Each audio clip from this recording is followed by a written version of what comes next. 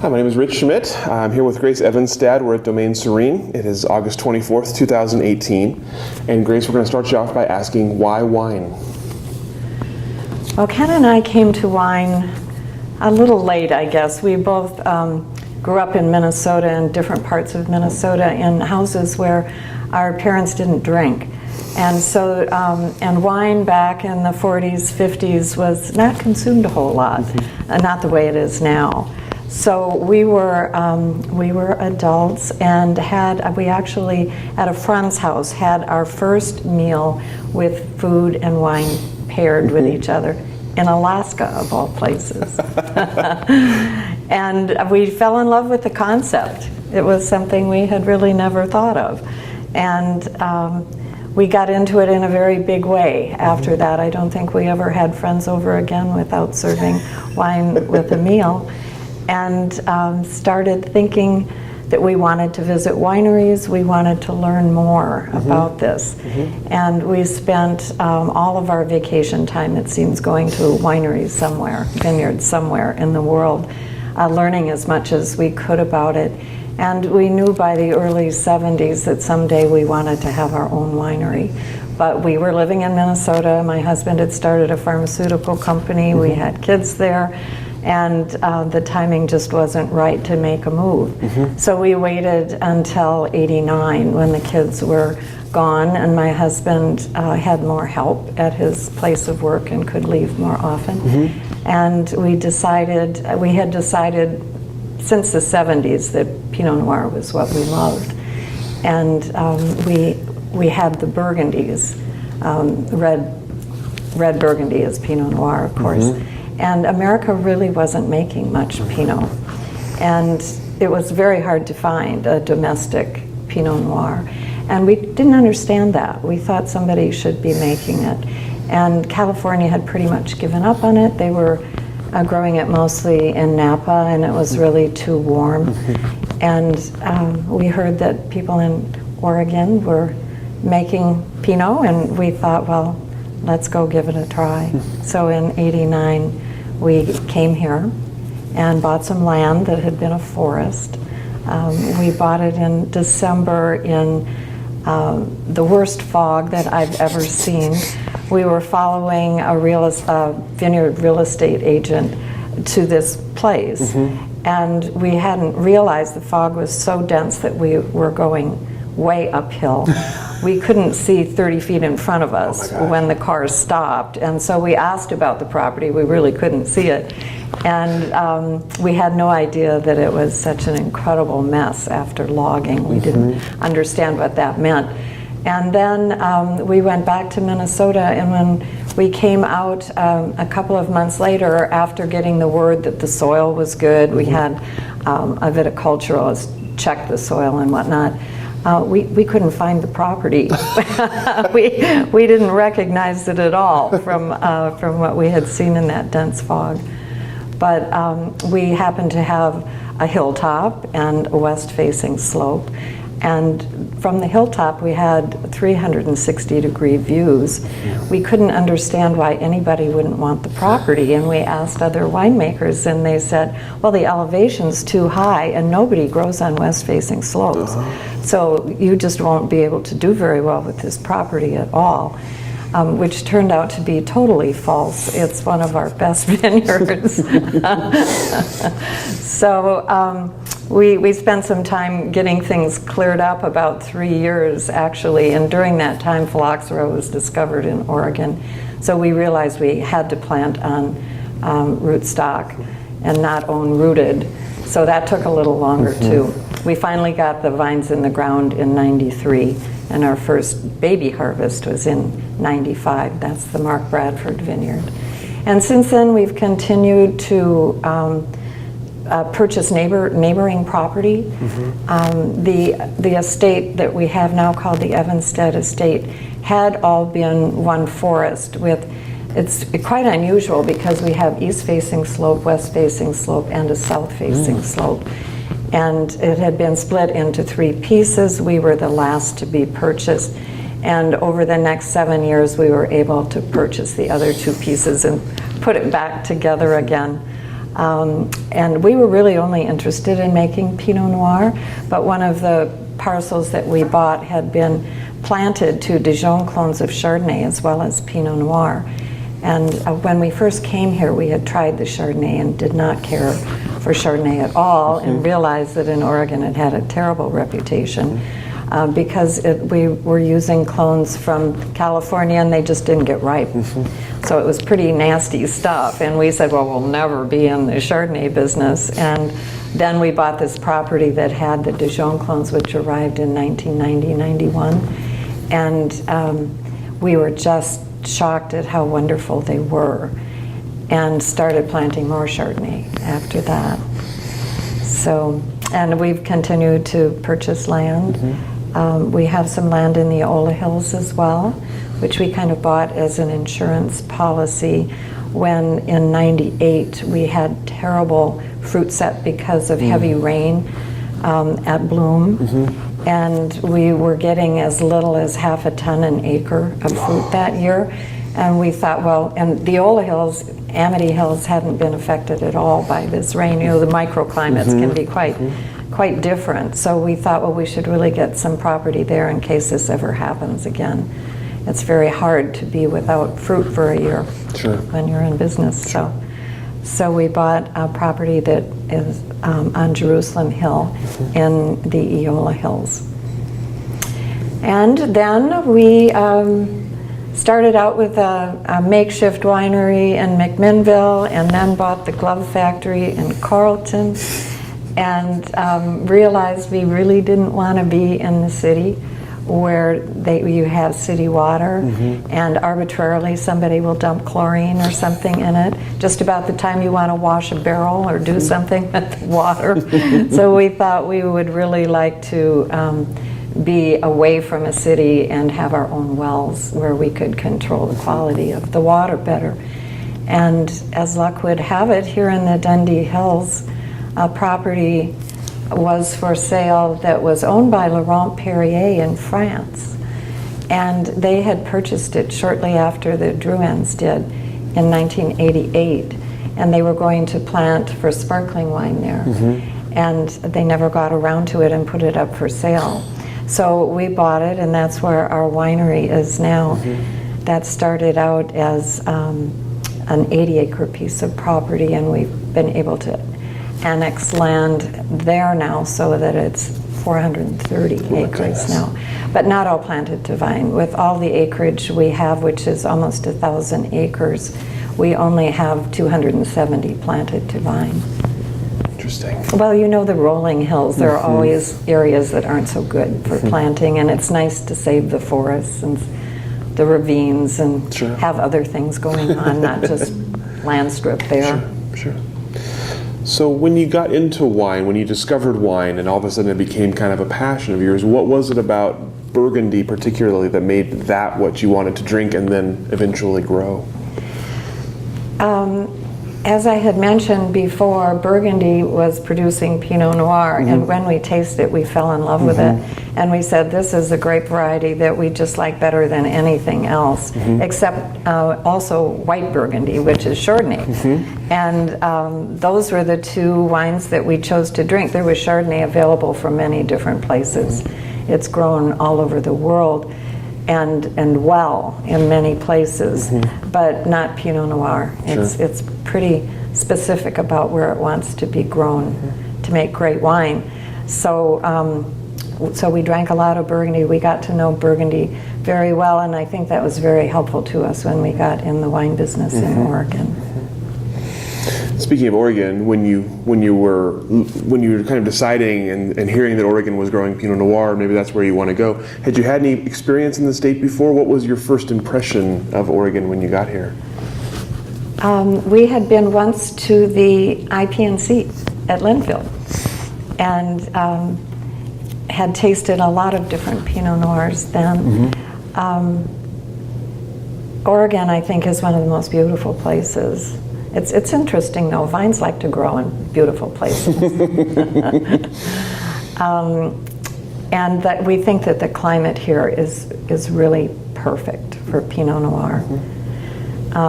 In 2015, we actually went full circle and bought a wine business and vineyards in Burgundy. Oh, really? That's right. And called Chateau de la Craie.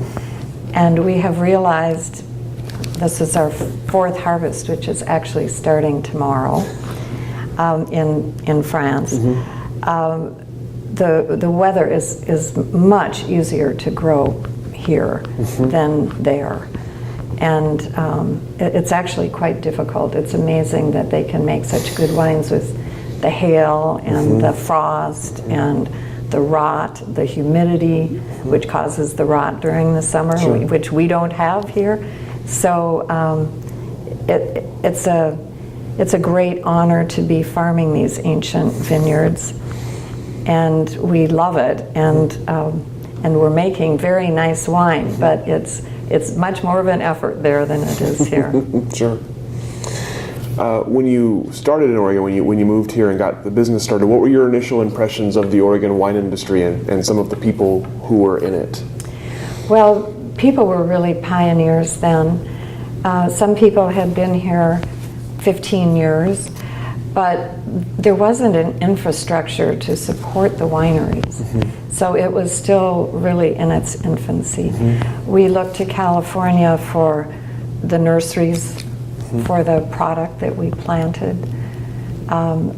We didn't have transportation or warehouses here. If nobody was selling outside of Oregon, pretty much.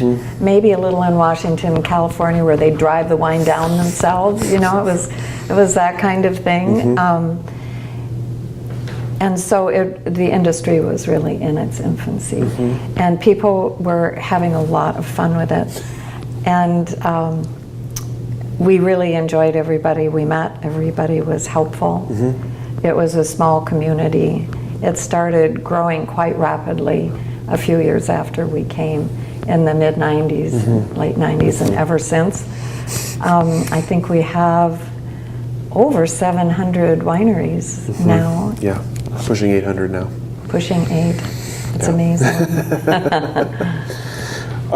As you were sort of developing practices here, was there anybody in particular or any groups in particular that you looked to for kind of advice on how to grow grapes in these hills? Joel Meyers was our vineyard manager from the very beginning, and was until about 5 years ago. So he probably knew as much as anybody. He'd lived here all of his life, had been involved in other farming, but then started early with grapes. I think he helped David Lett plant the first vineyard here. So we got a lot of information from him. Many of the winemakers hadn't worked with Pinot Noir until they came here. And so everybody was kind of learning at once. Dick Erath was enormously helpful to many of the new people who came because he had this big vineyard. And of course, we started making wine in 1990, and we didn't have our own fruit until 95. So we were searching for land that somebody who was a grower to sell their fruit to us. And he was helpful to almost everybody who came. Sure. Yeah. So how did you come up with the name Domaine Serene? Serene is our daughter's name. My husband and I met on a blind date arranged by a friend of mine named Serene. So when we had our first child, we named her Serene, and then we named the winery after her. So that's how it came about. And Domaine is a word that is used in France, in Burgundy, only when you own your own vineyard, you grow the fruit and you make the wine from it. And so they very proudly use the name Domaine when they can, because oftentimes they don't own the vineyards. They might even be farming them, but they don't own them. So we decided, because of our love of Burgundy, we designed a label that has elements of France and elements of America on it. And we wanted to use the name Domaine because we knew that we would always have our estate fruit. Were there any kind of unforeseen challenges or complications as you were getting started? Obviously, you were kind of looking for sites, and you had to find fruit from some places and make your wine some places. Was there anything that you weren't expecting when you got into the wine business? I'm not really clear what my expectations were when we got in the wine business. It was so new to both of us. So everything was kind of new and surprising. My husband had studied up on winemaking quite a bit, but just the whole experience was just very exciting, and I still think that harvest is just the most exciting time of the year. I love it. We were very involved in everything. I think we hadn't realized that we needed some pretty expensive equipment to make the wine, and we were making do with sort of cast-off things that other wineries said, oh, here, I started out with this, now I've moved on to something fancier, you can buy this. And so we were hand bottling our wine and hand corking the wine, which is not a good idea. It's really hard on the cork. But it was what we had at first. So we had to make a lot of capital improvements. Sure. Kind of training wheels stuff to take off there. Yeah, but it was fun, and we've always been involved in the winemaking process.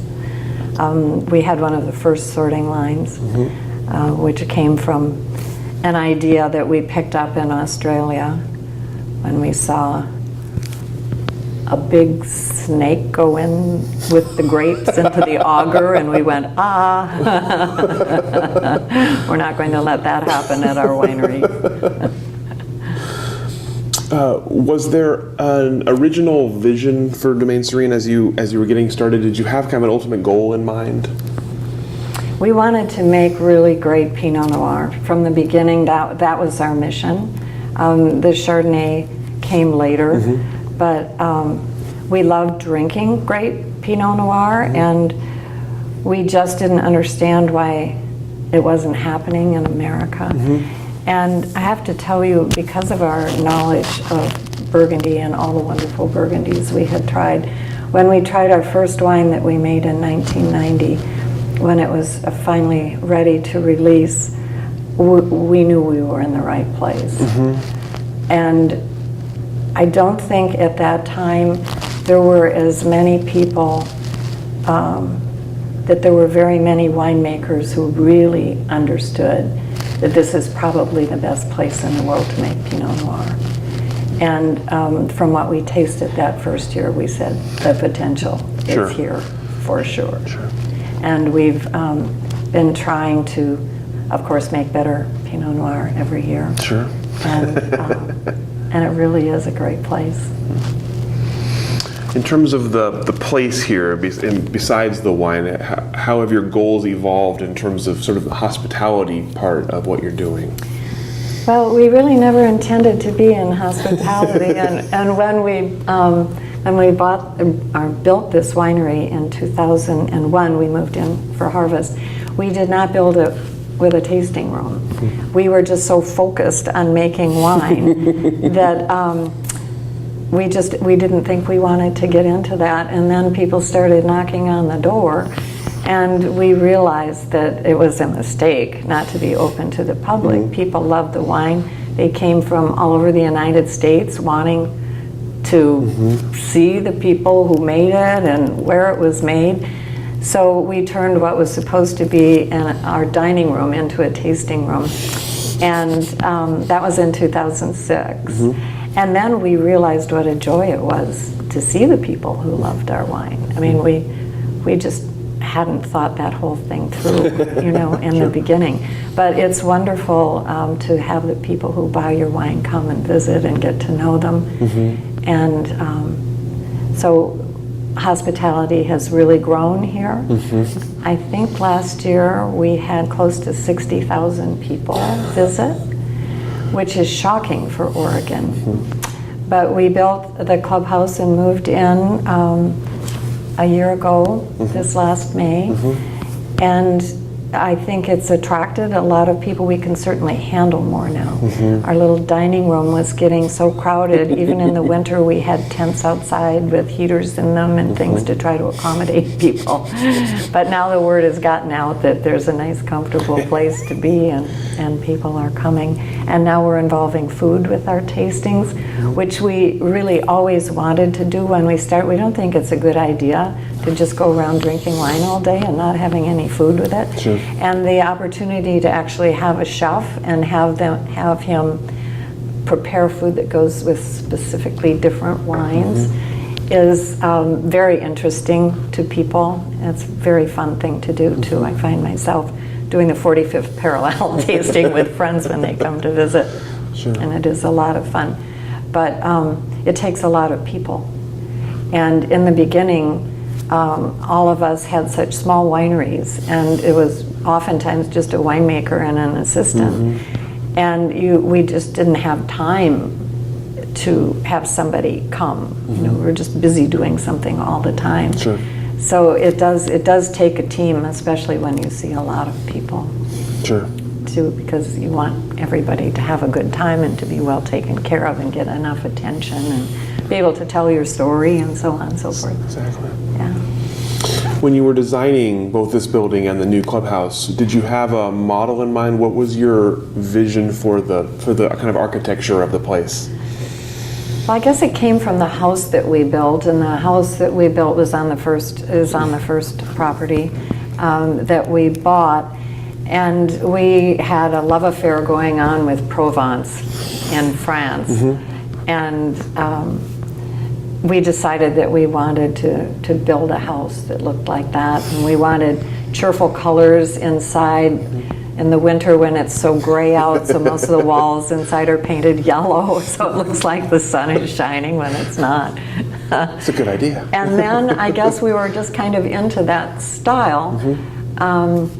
Let's see, we just finished our house. It took a number of years to get it done. We found that general contractors and all their employees don't really want to go way out in the country when they live in Portland to build a house, so we had a lot of trouble getting it done.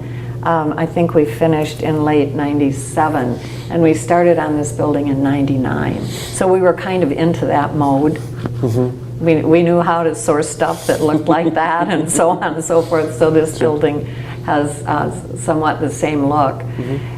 And we built a little guest house across the courtyard when we built this, and that has the same look. So when we built the clubhouse, we thought, well, we've got a little campus going up here. We should really stay with the same look and not do something dramatically different.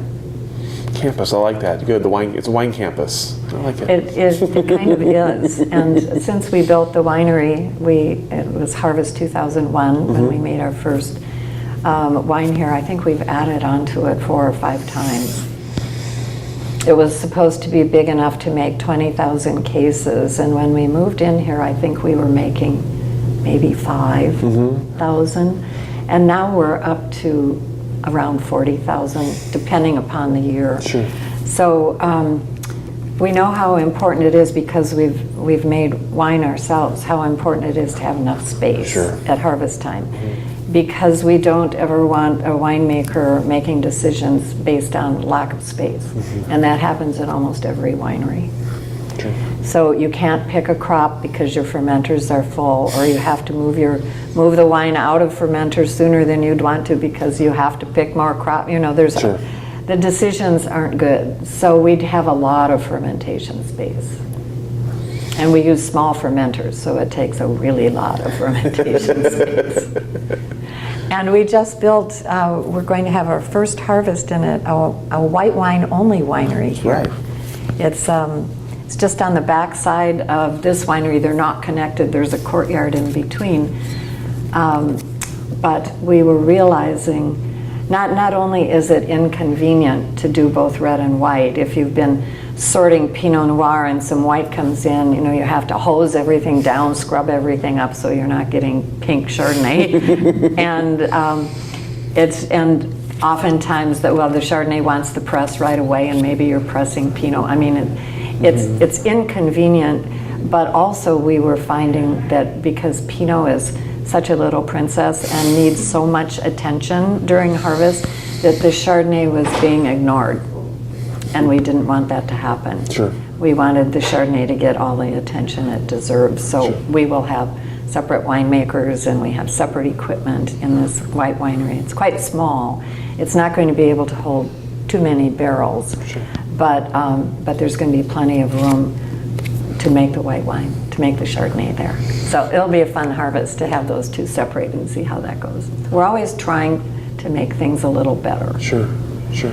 And our vision for Oregon is that we would love it if everybody's mission was to make the best wine possible. That is the way, having many people producing great wine is the way a region becomes well known. So there are many producers that are making great wine. I guess my fear for the years to come is that once an area gets a great reputation, people come in who their goal maybe isn't to make the best wine, it's to make a whole bunch of wine. And with Pinot Noir you can't make a whole lot and have it be really good. And the best ground for growing grapes is shrinking. But if somebody wants to come in and plant on the valley floor where they can, get 8-10 tons an acre and make 1 million cases of wine, I don't think that's really helpful, and I hope that Oregon will not start going in that direction, and that quality will always be the prime thing that people want. It's really interesting that in relatively short period of time, Oregon is known by people who know Oregon. They think of it as really top Pinot Noir.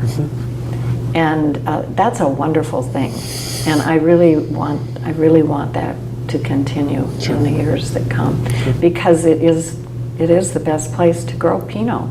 So why not try to make the very best you possibly can? Sure. How would you describe Domaine Serene's wine style? How would you want people to describe your wine?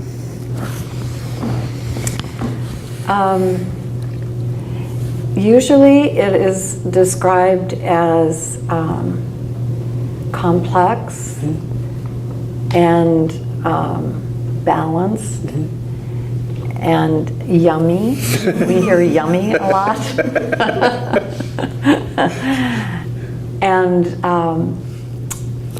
And we hope that that on many occasions it's also compelling. Compelling. Is there a particular favorite you have, a favorite vintage here, or a favorite label that you have, or?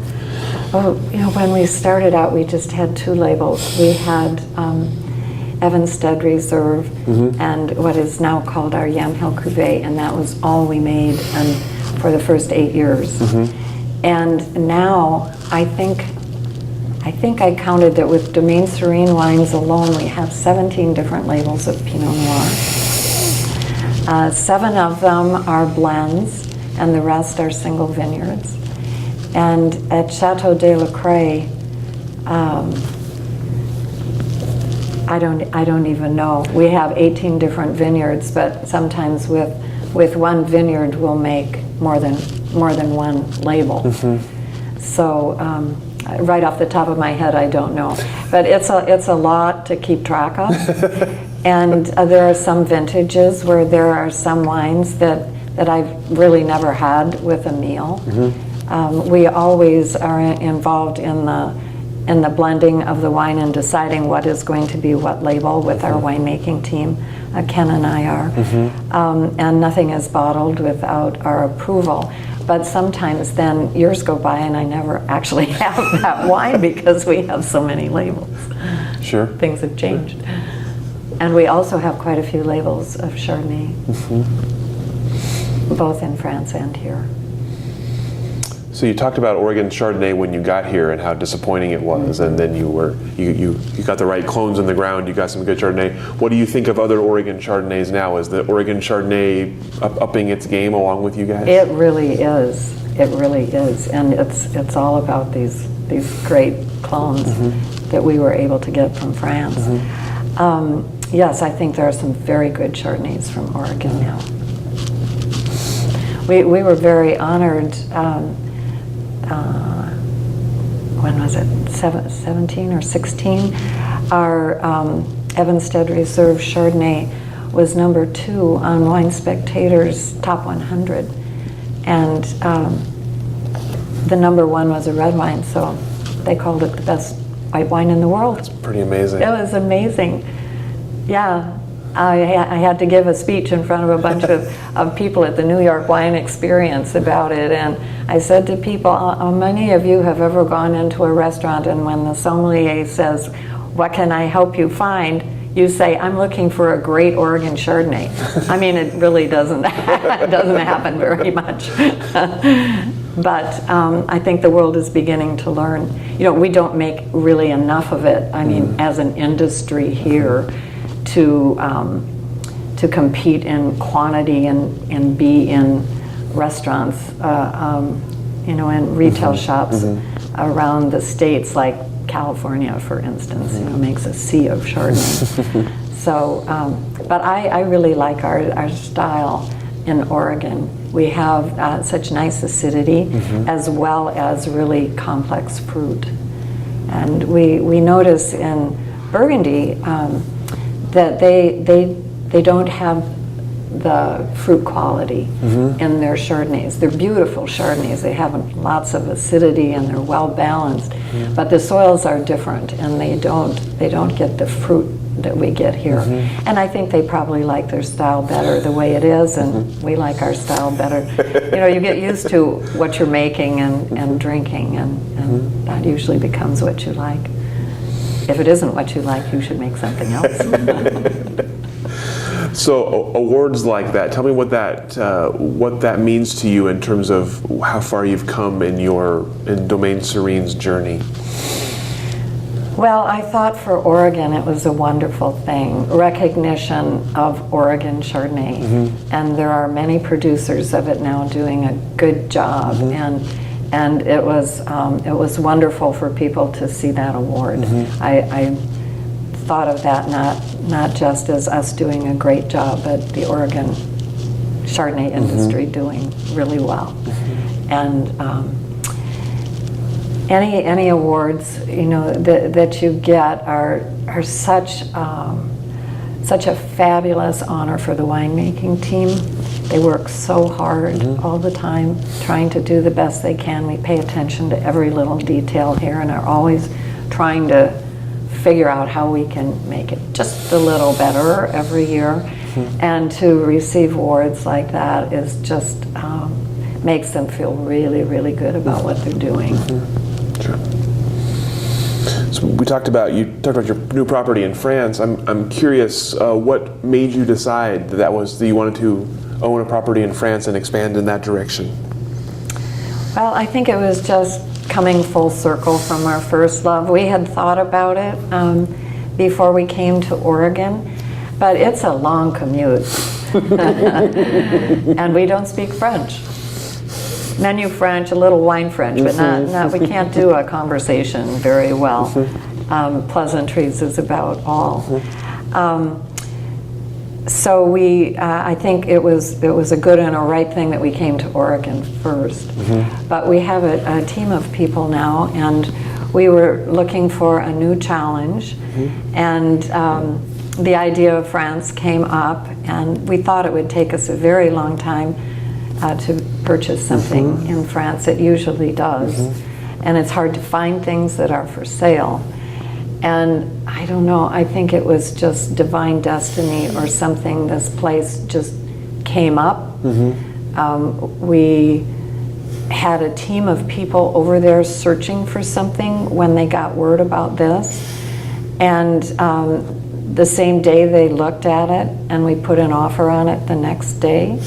And it was ours. Wow. And I mean, it was ours as far as the seller wanting to sell to us.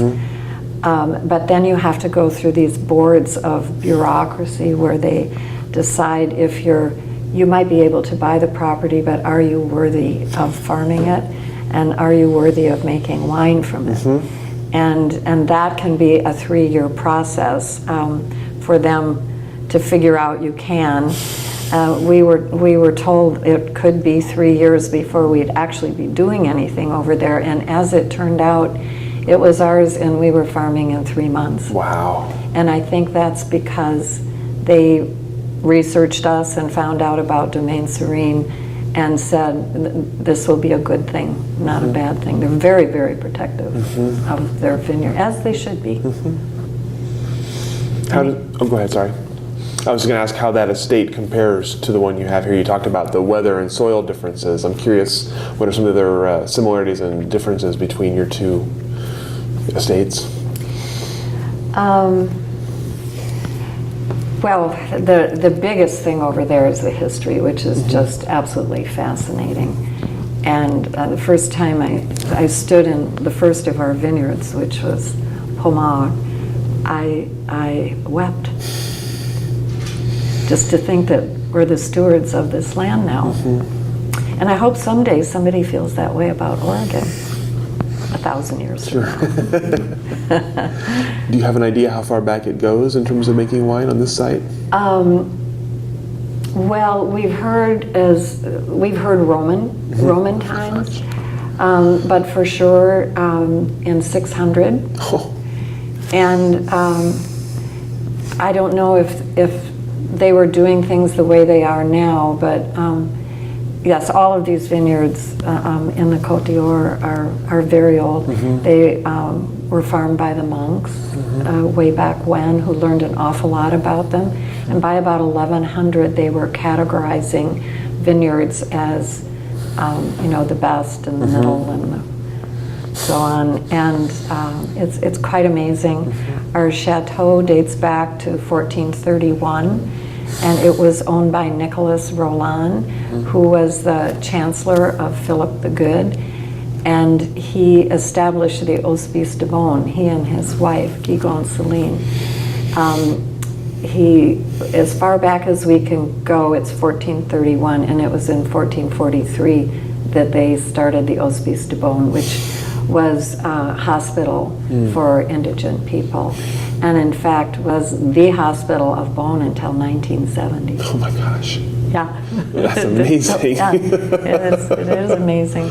So there's a lot of history there. And in Santenay, where our chateau is, the Knights Templar, when they came back from the Crusades, they liked to hang out in Santenay. And they started a vineyard that we own now. It's a monopole, a clos monopole, Clos de Confrérie, which means the brotherhood. And they built their houses around this vineyard that they farmed and made wine from. And 2 of those houses still stand. Wow. Yeah. Wow. So I mean, it's just, there's something about all the history that gives you a different mindset. Sure. Do you have similar to the question I asked about this estate, do you have a long-term vision in mind for what you'd like to do with that estate? In France, with your new French estate. In France. Well, we want to keep farming it and making wine as long as possible. We're in the process of making a purchase of an old couverie. We have a new couverie in an old building, and a 15th century building, which is gravity flow. Everything has a cave under it. And we're going to separate our whites and our reds again there. So we've bought an old couverie that we're updating, and also another building with more barrel space, and bottle. We want a bottle age too, and right now we're doing that in a warehouse. So we're going to be able to do that in caves as well. So things are moving along over there. But here, we have recently put Domaine Serene into a legacy trust. It will never be able to be sold. And I don't know of anybody else who's done this. We're not exactly sure how 200 years from now that's going to be working, but we're trying to make it so that it will be run by a board that really cares, with an advisory board, and hopefully family members will be as involved as they want to be. They have to be qualified to do that. They can't just be involved because they're family members. And we've got a list of requirements, and one is that the focus always be on top quality. We've seen too many wine businesses that have sold in our country, sold with a great name and great wine, and 5-10 years later, you know, the wine has been quadrupled in quantity and the quality has gone down, and nobody cares the way the people who started it and named it. Nobody cares what they did anymore, and I can't bear that happening to Domaine Serene. So this is what we're trying to do, and time will tell if it will work. But we've had many, many offers to sell, and we're not selling. So you're never bored either. You're always doing projects and always adding on and tinkering, it seems like. My husband and I love to create and build things and grow things. It's, you know, other people play golf or go have fun, and we just like to create things and build things and grow things. Do you have any other future plans along those lines? You mentioned both your plans on both sites. Do you have anything else in mind that you'd like to do or hoping to do? Well, we do, but some things are secret. We'll just have to wait and find out together. That's right. Let's talk a bit about your relationship with Linfield and how that came about. Obviously, you gave a large gift to the school earlier this year. How did that start? How did you become aware of Linfield and its wine education? Well, we knew about Linfield before we knew about much of anything in Oregon because of IP&C, which I think is an absolutely fabulous idea, and I think it's been great for your college. It's also been great for the wine industry here, because it brings people from all over, and then they go home and they talk about it. And I'm sure that you've gotten a lot of students at Linfield from parents who have come to the International Pinot Noir celebration. So we've known about Linfield, and we did not know about the wine program until some of your people came and were explaining it to us. And we just thought it was the best thing ever, because we have had over the years so much difficulty finding really qualified people to work in the wine business. I mean, it's getting much easier to convince winemakers to come to Oregon now. Usually they come from California or someplace else. In the beginning it was hard to get people to come here, but the other people that you need for help besides vineyard and winemaking, to make a profitable business, you need business people. You need people in finance who understand how finance works in the wine world, and you need people in hospitality and in sales and marketing, and just so many aspects of the business. And I think having all of these people knowledgeable about all the different aspects will really help the industry immensely if they choose to stay in Oregon, and we hope they will.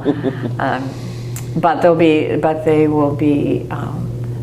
able to find jobs anywhere where wine is made, and right now wine is made in every state of the United States. Even in the most unlikely places like Hawaii and Alaska and Florida. Yeah, it's being made. Someone will try it if they can, right? Yeah. What was it about Linfield's program in particular that you mentioned producing qualified people? What was it about the program and the way it was laid out that appealed to you? Well, we were told that you had a minor, but that you were hoping for a major, and that really interested us. And we endowed Greg Jones Chair as the head of that department as well. And he's such a knowledgeable man. You were very lucky to get him.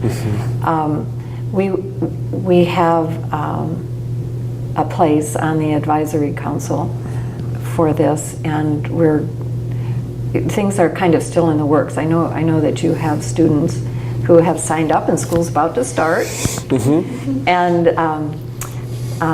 we want to work with people on the curriculum, and we want to make sure that people are taught to make the best wine possible. Because there are many shortcuts that can be done, and we want to make sure that this program is graduating people who are intent on making the best wine possible. So, as you're a part of the advisory council, as it's just sort of getting off the ground, do you have kind of a vision of what it's going to look like, what this program will look like in, say, 10 years? What do you hope it goes in terms of who it's attracting and what it's producing? I don't really know how large the program can get. I haven't looked at that. In another few years, I'd have a better idea.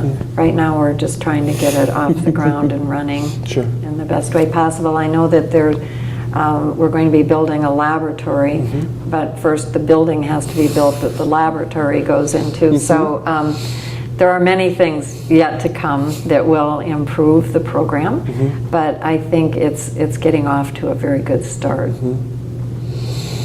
And I'm curious, we talked about awards earlier. I'm curious what it means to you to have yours and your husband's name attached to the program in such a way that you're kind of stewarding the future of Oregon wine. Is that something that's meaningful to you? It is meaningful to me.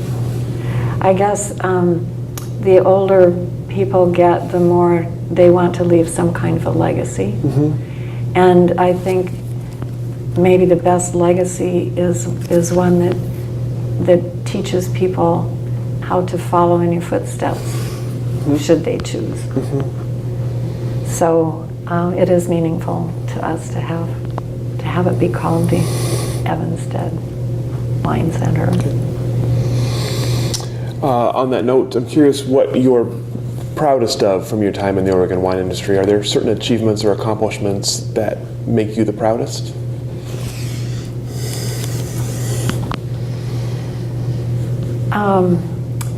I don't think anything really stands out too much.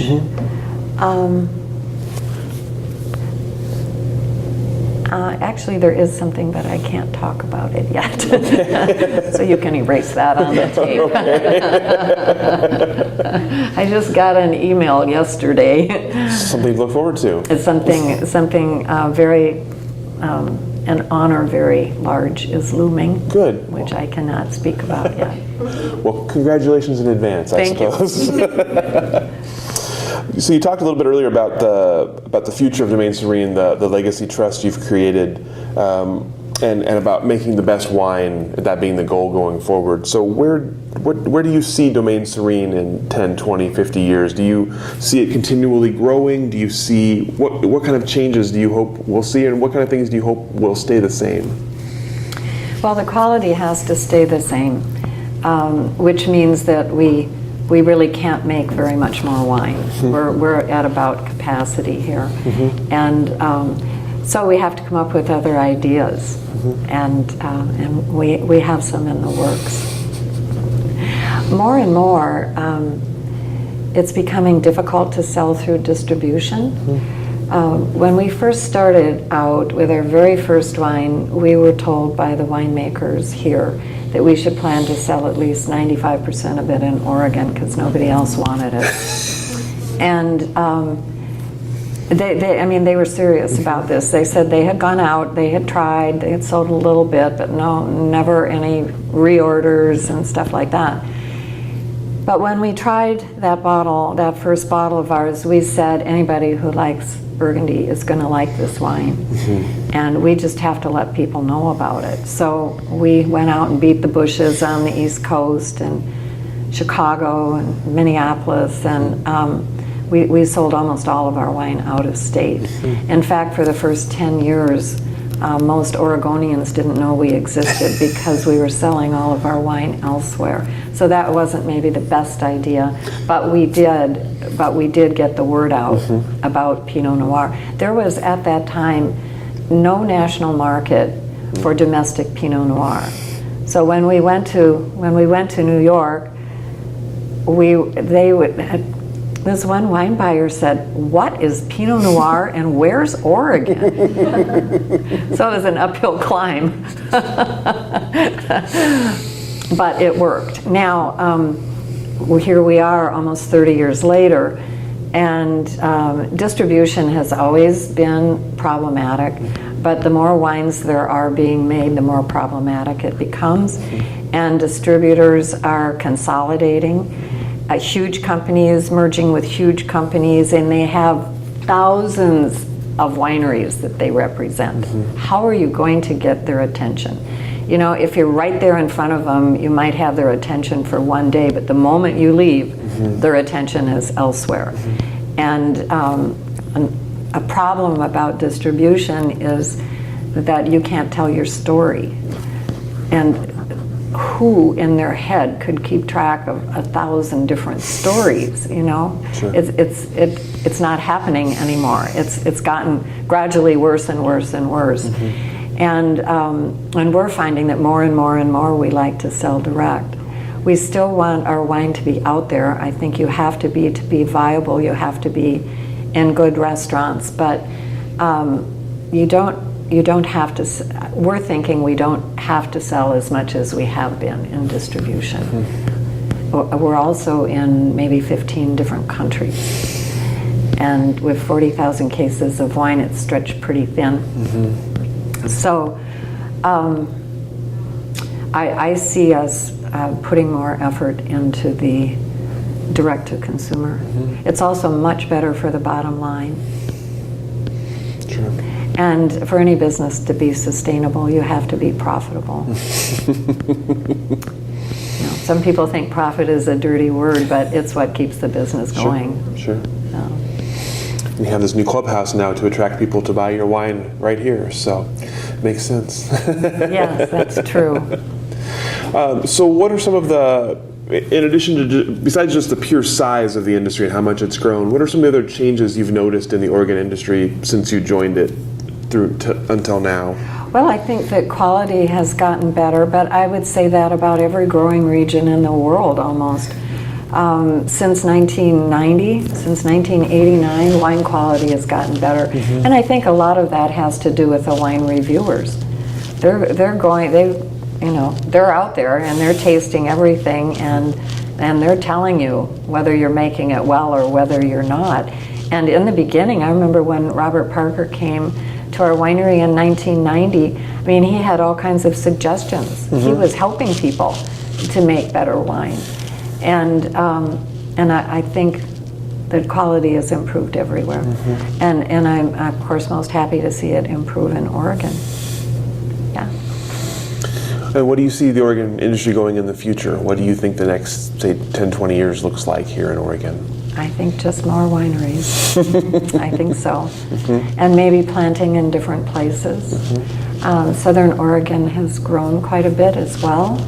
And the Walla Walla area of Oregon is almost totally planted out now. I think I'm seeing patches on Parrot Mountain and closer to Portland in farm areas along the way. I don't know how that will work out. The soils are all different, but it's a story yet to be told. We'll find out. So that's all the questions that I have prepared for you. Is there anything else you'd like to say? Anything I should have asked that I did not ask? Any parting words? Parting words. Well, it's been a pleasure talking with you today. Thank you. And I think your Oregon history area at Linfield is a very special thing. It's acknowledging an industry that I think has saved Yamhill County. That one thing we didn't talk about was the sorry state of affairs in Yamhill County when we came here. So many industries were folding. The small farmer with 10 acres, the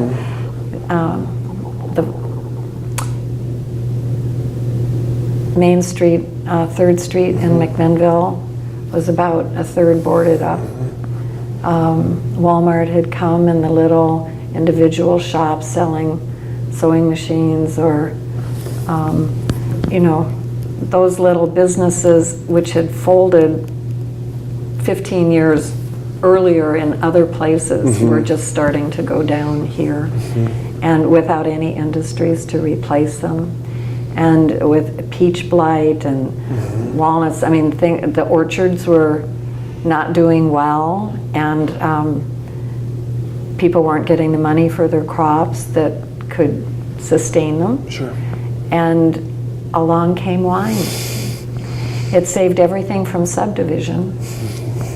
All these hills where you can't, it's either orchards or grapes, because it's too steep for anything else. It would have been subdivision if it hadn't been for the wine business. And we've also employed a lot of people who were out of work, and it's been really a treat to see Yamhill County doing well. Good. Well, it was also a pleasure to speak to you, and thank you so much for your time and for your answers. And if that's everything, we'll go ahead and stop the taping there. Okay.